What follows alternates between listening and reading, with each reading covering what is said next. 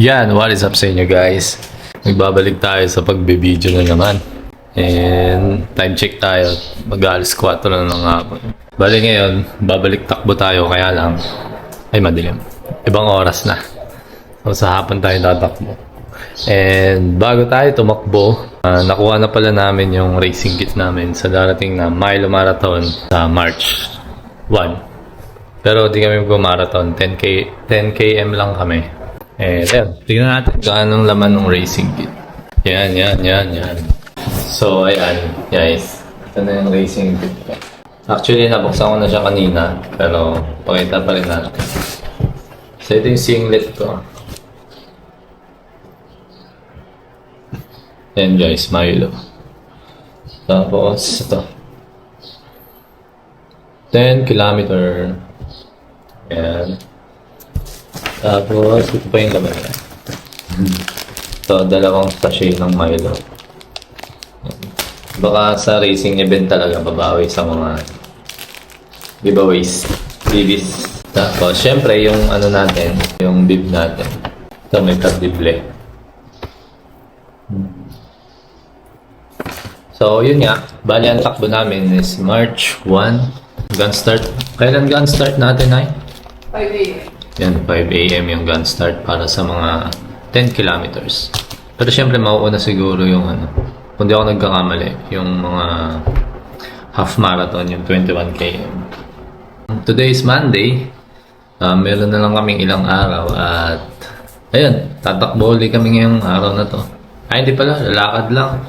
Kasi medyo, parang 2 weeks kaming na-stop sa pagtakbo kasi nga, may mga inasikaso kaming mga bagay-bagay sa mga dubang araw at ayun, hindi na kami, hindi na ako pwedeng makatakbo ng umaga dahil sa schedule. Tapos, ito naman, yung asawa ko, sumasabay na lang din sa akin. Kaya ayun, bali ang may programa namin is MWF, yung takbo namin. Tapos, Tuesday, Thursday, it's either magpapahinga lang ako o kaya magbubuhat ako.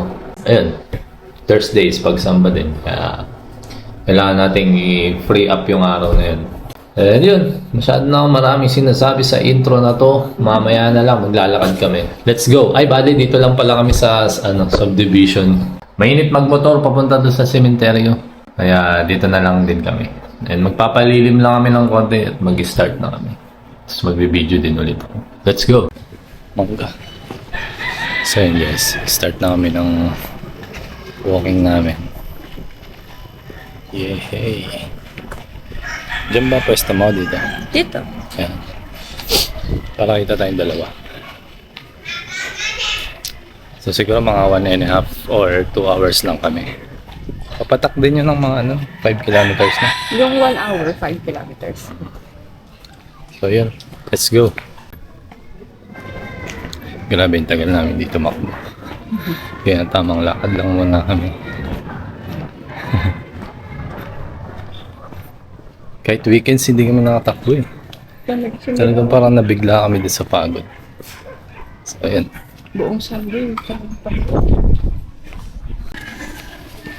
Pero sa Friday, sisikapin ko tumakbo sa labas. Mag-ano ako. Target ko 10 kilometers na ako. Di pa kasi natin natatry mag 10 kilometers. So, ang pinaka ko lang, 8 kilometers. So, yun na nga. Nakuha na namin yung racing kit. Kaya lang parang medyo maliit ata yung nakuha kong size. Medium. Kaya, kailangan kong pawisan. Mukha akong pawikan. Hindi, sapat lang naman. Huwag mo na itatakin. So, ayun. Excited na kami sa linggo. Chocolate. 1K guys. Tagal ng 1K namin. Pero okay lang. Para lang, ma-shaken up tuloy yung mga buto-buto na. So, after 24 minutes guys, 2K pa lang kami. Pero okay lang yun, lakad lang naman. Kaya matagal talaga. Ayan, lakad ulit. Break-in ko pala guys ng bagong sapatos natin. Sponsored by. Sponsored by Kasali From? from Japan. Tsaka sa kapatid ko. Hindi ko alam kung sinong bumili nito. Tag-isa na lang sila. Kaliwa, kanan. So, ayan. Kaya, kala ko mabibreak-in ko sa takbo sa lakad pa. Pero so far naman, okay yung performance niya sa pao. 3 kilometers. Parang hindi tayo masaya. Okay lang yan. Kasi ganito katagal doon sa cemetery patapos na ng 5 kilometer run. Ayan. Maganda naman, nandito lang tayo sa subdivision. Makakauwi tayo agad.